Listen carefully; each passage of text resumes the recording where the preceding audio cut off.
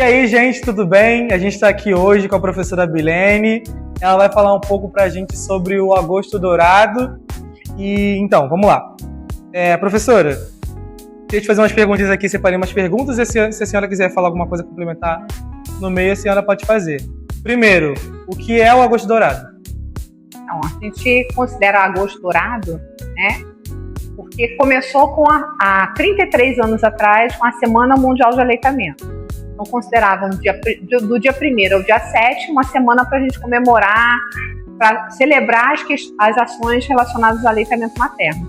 Depois, essa semana se estendeu para um mês inteiro e é dourado porque o leite humano é o padrão ouro da alimentação infantil. Então, a gente considera agosto dourado em função do alimento, melhor alimento do bebê ser e o padrão ouro, o leite materno. Entendi. E qual é a importância assim, da gente frisar isso, tá assim, divulgando, incentivando essa ação, assim, né? Qual é a importância? O aleitamento materno é uma ação básica, é uma ação que não envolve tecnologias, né? Grandes tecnologias, assim, né? Avançados, mecanismos, equipamentos, nem nada, né? É através da tecnologia leve que ela é feita. Faz com que a gente esteja aqui até hoje, né? Senão, né, o pessoal lá na época das cavernas, né, fez com que as mulheres conseguissem amamentar seus bebês e por conta disso que a gente conseguiu chegar aqui, mesmo desde aquela época para cá. Não houve mudança em relação à técnica em si. Porém, é uma prática que passou um tempo que, por intermédio da indústria, ela foi desvalorizada. Então, se achava que não precisava amamentar. Né? Teve uma época que achavam que a mulher moderna não precisava estar mais amamentando, que isso era coisa antiga, coisa do passado, e começaram a introduzir os alimentos, né, em substituição, no caso as fórmulas infantis. E aí a gente teve uma série de perdas de recém-nascidos, de crianças, e até a repercussão ao longo da vida dessa criança até a vida adulta. A gente sabe que hoje em dia, né, as evidências mostraram que o padrão que você tem de alimentação na hora que o bebê nasce, né, se você é alimentado da melhor forma, se você consegue oferecer isso vai ter impacto pro resto da vida da pessoa. Entendi. Então não se restringe a só alimentar um bebê, mas que você seja um adulto mais saudável, que você tenha intercorrências na sua vida adulta. E isso a gente precisa retomar as ações de aleitamento materno. Então, para que isso aconteça, a gente precisa fazer com que as mulheres se empoderem, né? Tenham consciência de que elas são capazes, de elas não precisam de nenhum apetrecho especial para que ela consiga amamentar. Só que é algo que a gente precisa reaprender. A gente não pode dizer que o aleitamento é instintivo, a mulher pegou e botou. Né? A gente precisa dar dicas de como ela pode fazer aquilo mais fácil, porque as intercorrências elas acontecem. E se ela não for apoiada, se ela não tiver uma orientação adequada naquela primeira semana, ela entra numa cadeia que acaba fazendo com que ela desmame.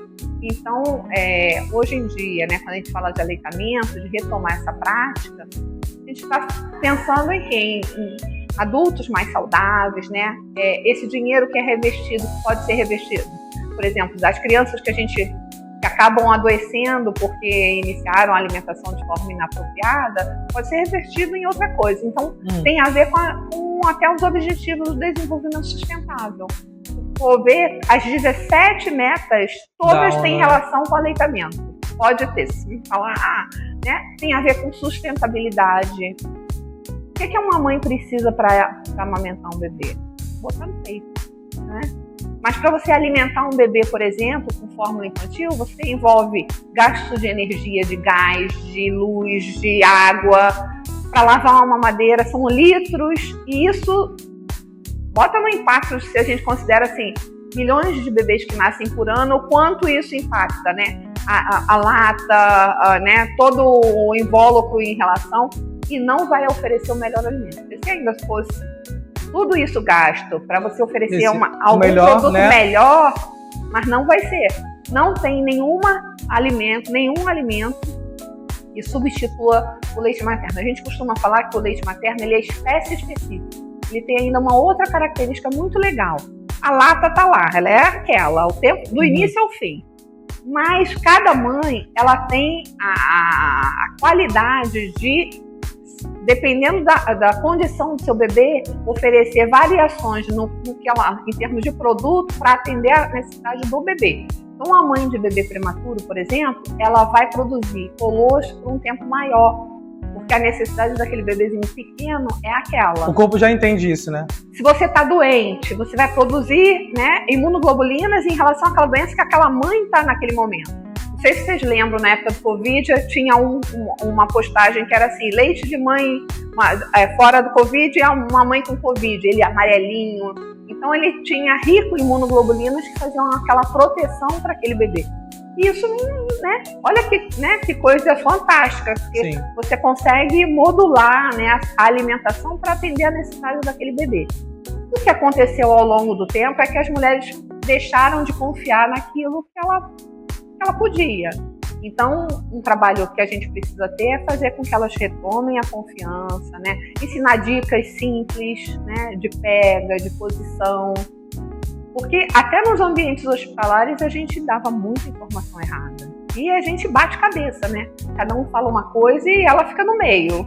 Elas ficam perdidas, né? Isso, então a gente precisa estar todo mundo falando, a família tem que estar junto, tem que estar ali participando. E o enfermeiro, ele tem um papel fundamental nisso. O enfermeiro é basicamente um educador, né? Então faz parte do nosso dia a dia orientar. Então quando você está lá na vacina, ela vai chegar amamentando, se você percebe alguma intercorrência, você pode estar ajudando, né? Por exemplo, há um mito, né, de que que faz ela ter leite, né? Então ela atribui às vezes a água, a comida. Não, o que faz a mulher ter leite, num primeiro momento, quando sai a placenta, é a regulação automática, praticamente. Ela vai produzir o colostro. Mas depois, a manutenção, ela vai se dar na medida que tem sucção do bebê. Se o bebê tiver, por exemplo, uma UTI neonatal, é a retirada manual. Então, quanto mais eu produzo, mais leite eu tenho. O leite não é um depósito, o peito não é um depósito, ele é uma fábrica. Então eu preciso estar estimulando. É interessante ressaltar isso, né? Porque a gente tem uma ideia de que ele armazena, né? Ele não é, ele é uma fábrica, ele vai estar produzindo na medida que se eu tiro, ele está ali rapidamente produzindo. E uma coisa importante para as mulheres que doam leite, né? Ela não está tirando o leite do bebê dela. Ela está produzindo mais, ela vai ser capaz de produzir para o bebê dela e ainda para um outro bebê. Então a gente, né, mesmo que não seja mãe, né, mesmo que seja homem e tal, a gente pode ajudar de diversas formas as mulheres a amamentarem. Por exemplo, aqui na Veiga a gente tem a sala de apoio à amamentação. Eu ia pegar esse gancho para perguntar sobre essa questão de, assim, a mãe que também já tá parando de amamentar, assim, que o filho já tá maiorzinho e tal, já tá mais crescidinho. Ela pode doar? Como é que ela faz e tal? Como é que ela pode ajudar? Então, até é interessante que você falou, porque, assim, primeiro mito, ela vai voltar a estudar, vai voltar a trabalhar, ela precisa parar de amamentar? Como que é assim? O bebê não tem 6 meses ainda. Mas como é que vai fazer se a mãe não vai estar em casa? Então, as pessoas acabam introduzindo a alimentação, às vezes, num momento ainda inoportuno, antes dos 6 meses. Ela pode tirar o leite e, se ela manter a retirada do leite ao longo do dia, lembra que eu falei, quanto mais leite eu tiro, mais leite eu produzo? Ela não precisa de dar mais nada para o bebê a não ser o leite dela. O que ela precisa? Um local, por exemplo, ela veio estudar, vai passar o dia inteiro aqui. Ela tem um local privativo, que ela consiga ir ali, tirar a roupa, né, fazer a massagem, tirar o leite e guardar o leite num local apropriado, no caso, um freezer, que vai manter a temperatura e todo o padrão, né, de qualidade que aquele leite tem. Na hora de ir embora, ela vai botar numa embalagem, a gente vai orientar como ela vai colocar esse leite armazenado e vai fazer esse transporte. Ela não precisa entrar com fome, ela não precisa entrar com a comida antes do tempo, só que isso não é falado. Né? Sobre essa questão, tipo, por exemplo, da doação de leite materno, assim, você trabalha no banco de leite. No banco de leite, né? Como é que funciona para fazer a doação? Tem algum jeito específico para poder armazenar e entregar? Tem um tempo específico? Então, para ser doadora, né? O que é importante? Primeiro ela estar amamentando o bebê dela exclusivamente, porque não tem lógica ela não alimentar o bebê dela e querer dar para outra, né? E a gente vai olhar o quê? Vai fazer uma avaliação. A gente vai olhar os exames, né, de saúde em relação a ela, sorologias, Ela pode ter, por exemplo, algumas doenças que não tem problema ela estar alimentando o filho dela, mas para doação torna Teria isso problema. inadequado. Então não é só você doar, armazenar e doar. Você tem que primeiro passar por uma série de... Isso, você vai passar por uma triagem, uma avaliação. Vai ser olhando seus exames de pré-natal, olhando as condições, se ela toma algum remédio que é contraindicado para a amamentação, pode ter, né? Às vezes ela acha que não tem.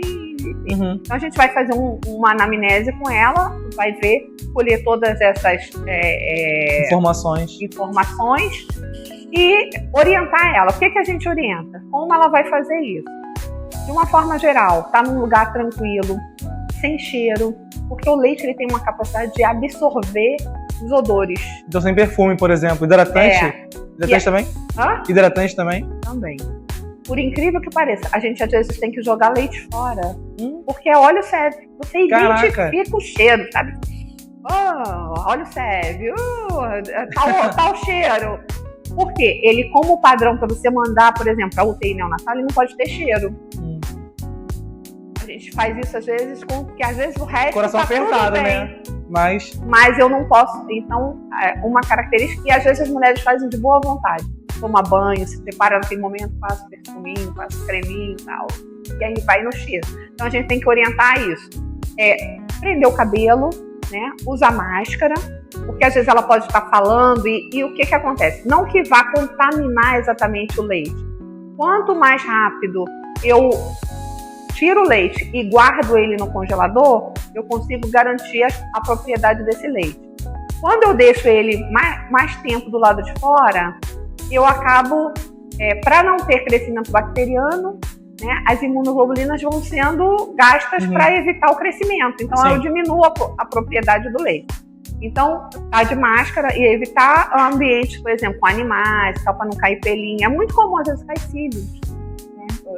Pode ser coisas que a gente não vê, né? Assim. Mas quando você vai fazer uma análise macroscópica, você vê, né? E aí a gente pede o quê? Não precisa lavar o peito, mas desprezar as primeiras gotinhas, e aí ela vai colhendo no vidro. Sempre identificar a primeira vez que ela vai ordenhar com data e hora, acabou de colher, bota no congelador.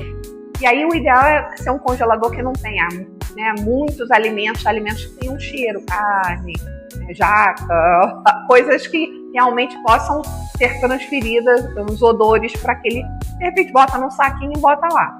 Vai ordenhar de novo. Ela não tira aquele leite de dentro do congelador. Ela pode ordenhar, preparar um vidro ou um copo, esterilizar. E aí colhe ali e aí pode botar em cima do outro já congelado. O padrão, o que vai servir de controle de tempo, vai ser a primeira coleta. Entendi. E aí deixa pelo menos 2 dedinhos antes da boca, né? Porque não pode expandir, se você deixar no congelador totalmente ele vai expandir, pode quebrar. E aí encaminhar para o banco de leite em torno de 10 dias. Se ele, assim, até 15 dias ele está dentro da validade. Então, o ideal é chegar com 10 dias para dar tempo da gente pasteurizar, fazer todo o controle. Fazer todo o processo, tem que ver de análise, né? Isso. Daquele leite. Entendi. Mas como é que é tipo assim, eu quero começar. Se a mãe falar assim, eu quero começar, quero fazer agora, por onde eu começo? Leite, a gente vai orientar, liga para o banco de leite, e aí ela pode procurar, né, no site, né, a rede de banco de leite, por exemplo, do Rio de Janeiro, ou de onde ela estiver, e aí vai achar lá o banco de leite mais próximo dela. Entendi. O banco de leite vai fazer como eu falei, vai fazer a anamnese, vai colher os dados dela, e na hora que ela fala, olha, eu tenho leite aqui, a gente vai lá na casa dela pegar. Buscar, né? Então não tem essa necessidade também de ela sair da casa dela para algum lugar longe para poder levar o leite. A gente vai dar um jeito. A gente tem algumas comunidades, a gente tem uma outra forma, que é ela deixar num local que a gente saiba que é um posto de recolhimento. Por exemplo, algumas unidades básicas são unidades de recolhimento de leite.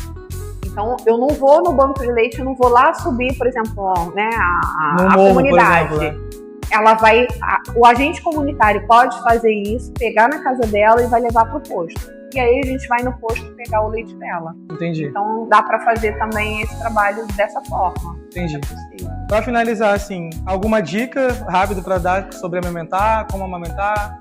Então, dica rápida é ter conhecimento, buscar, né, conhecimento, né? Pega a posição, é muito importante, né? O que faz garantir com que essa mulher né? Não tem a principal dificuldade logo no início, que é trauma mamilar, né? A fissura, aquela dor, e saber que não é normal ter dor para amamentar, né? Não é, o pessoal costuma falar, é assim mesmo, dói. Não pode doer, né? Não pode ser uma coisa insuportável, né?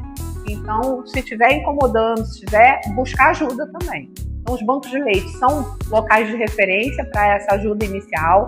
Tem muitas unidades básicas que são, né, que tem o título também de unidade básica amiga da amamentação, tem hospitais, então tem vários locais que são referências e que essa mulher busca a referência mais perto que ela vai ser ajudada.